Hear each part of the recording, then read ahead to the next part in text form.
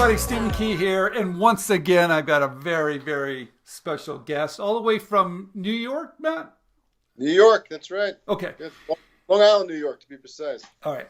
And what's really exciting about this interview today, Matt does something pretty darn interesting because you're a toy inventor?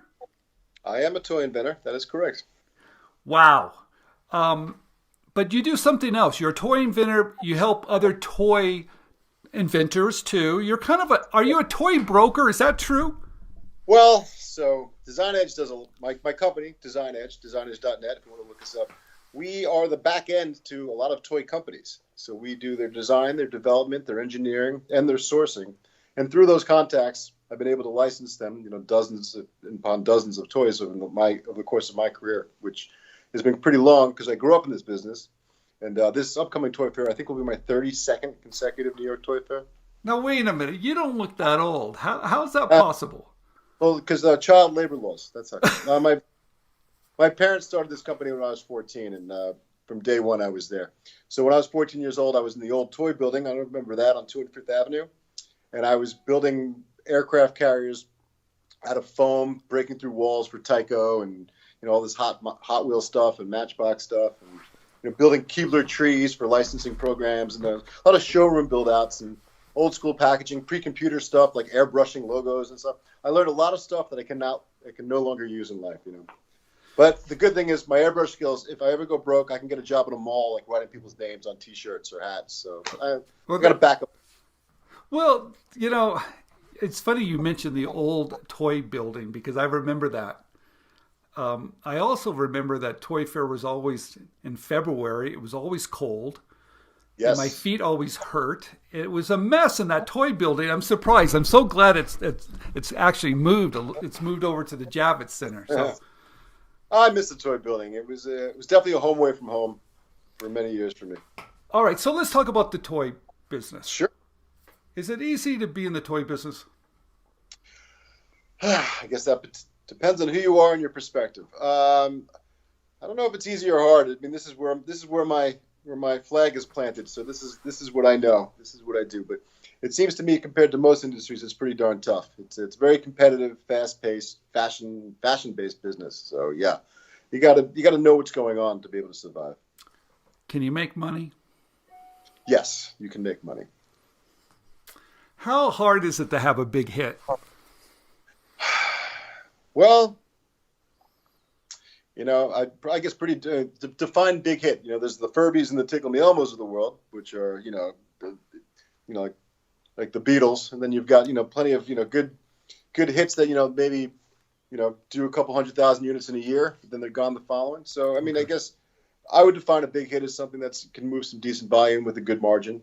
So if you can, anything over 100,000 units to me is a good success. Okay. You know what's interesting about the toy industry? I think they've been working with toy inventors, outside independent toy inventors, for how many years? It seems like millennia, doesn't it? It's one of the first industries to be incredibly inventor friendly. Yeah, I mean, I'm always meeting some old toy guys that they're telling me about the guys that mentored them that were toy guys. I had a guy in here a couple weeks ago who was 93 years old. He used to work for Ideal Toys. Was an inventor, and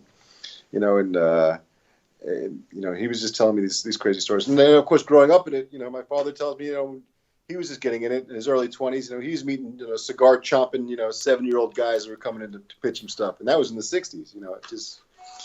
It's inventor friendly because you need a certain type of mind, almost a demented mind to create toys. So you don't want to shut those doors. Well, what's crazy? I was able to interview Eddie Goldfarb a couple years back. Chattering teeth. Yeah, and I've got it back on my shelf space, and some of the stuff that he talked about, I think, are probably true today, and that's what I want to ask you about. He said, "Look, it's all about really knowing the industry, about knowing the people, understanding manufacturing costs, things like that as well." Absolutely. Yeah. How important are manufacturing costs? Knowing kind of what you're building that can actually be made at a price point that's actually that can hit that price. But how important is that, Matt? It's paramount. In fact, I think that is Design Edge's success. Especially when I'm brokering other people's ideas, when I walk it into, whether it be Mattel or Hasbro or Spin Master or whomever, even if they look at it and they go, this is going to be too expensive. If I can tell them that I can get it down to cost, they believe me, because we design things to cost. We are a development company. We understand what the price points are, what the margins are supposed to be, and how to get it to that point. Whether it be adjusting the wall section of the plastic, or using different type of mechanism, or removing a motor, or reducing the scale, or just anything we can do to make sure that pricing is aligned. Okay. Because at the end of the day, it's a volume-based fashion business.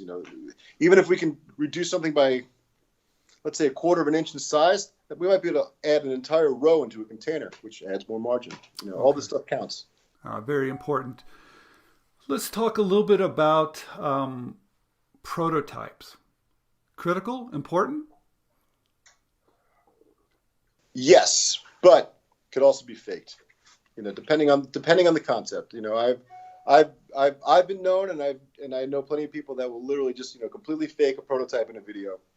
Just a foam core part, and just make fake the sounds and whatever it has to do in order to get the point across. Because it's the play value is what's most important. Okay.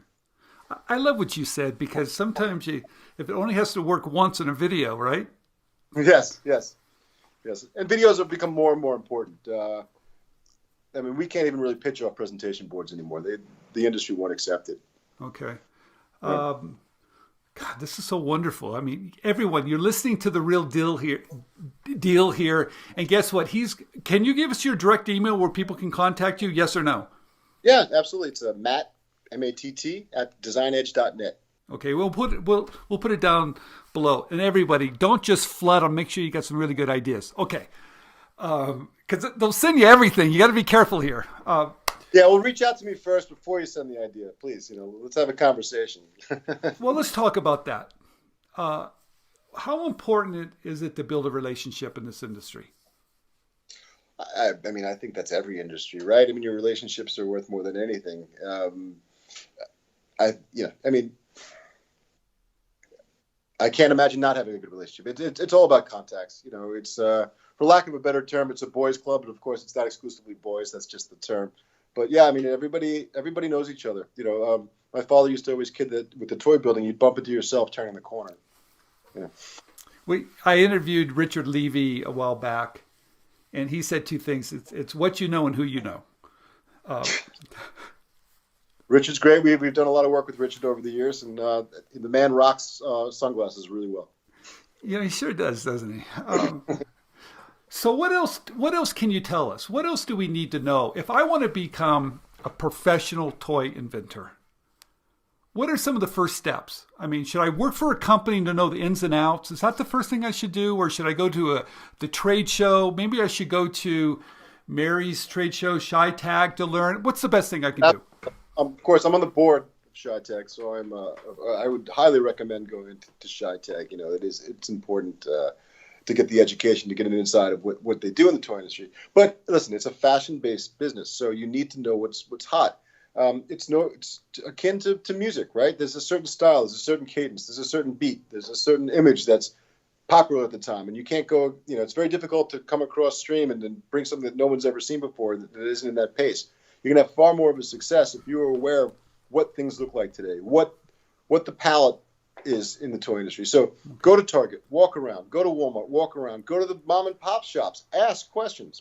Those little tiny mom and pop shops all around the country, those people, they demo games, they study games, they really curate their stores, they know what's going on. So if you have an idea and you think it's great, go in there, have a conversation with the owner, see what they think. If they're kind enough to give you the time of day, take it. See what it's all about. Okay. All right, let's talk a little bit about you representing inventors. Okay, because I think there's a lot of people that want to be in the toy industry that are probably pretty nervous, and they probably need someone like you with the talent because you know all the people, you've been in it forever, you know who's who, and you can probably clean up someone's work so it even looks better. Is that correct? That is true.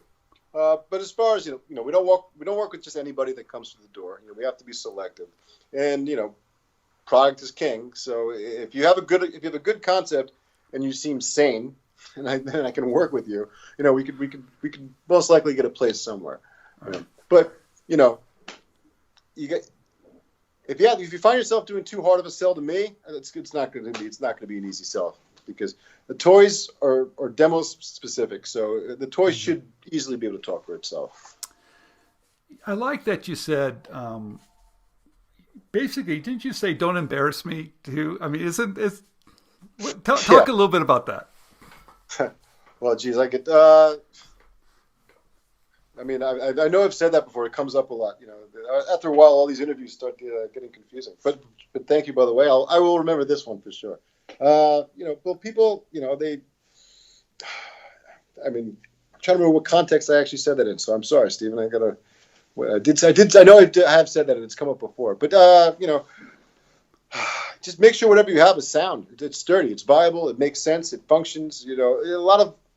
There's an old engineering term called an air hook. You familiar with this term? No. It's the old, like, I've got an idea. It's a hook. It hangs in the air right here, and you can put your hat on it. How's it work? I don't know. Right. It's a great idea. Yes, we'd love one, but it can't be done. So you need to understand, when you have an idea, how it works. And if you don't know how it works, you need to have at least some confidence that it can be done based on something else that exists in the market. Because no one's going to put all the money into figuring out cold fusion for your toy. You know what I mean? That's, at that point, it's their invention. It's no longer yours. If they've got to really figure out a whole new way of making something fly or something hover, That's what it really comes down to. Well, great information. Everyone, Matt talked about building relationships. Get to know me a little bit. Just don't send me something right away. He talked about how important knowing the pricing is of something. You need to work with an expert that can help that, because just a little bit could change how to put them in a container even. Okay. Yeah. He also talked about, show me something that actually works. Don't send me something I got to figure out, because then who really owns it? I really love that. He talked about relationships. Already talked about what else? You covered everything. I love this. Well, I mean, just follow trends, or be the leader of a trend, or just see what's going on out there. Like right now, games is super hot, right? So if you're a game inventor, now's your time. This is the time to start breaking into stuff. If you're into wheeled goods, a little more difficult. Again, walk retail, see how much floor space is dedicated to certain categories, and that gives you an idea of where the buyers are looking. Okay.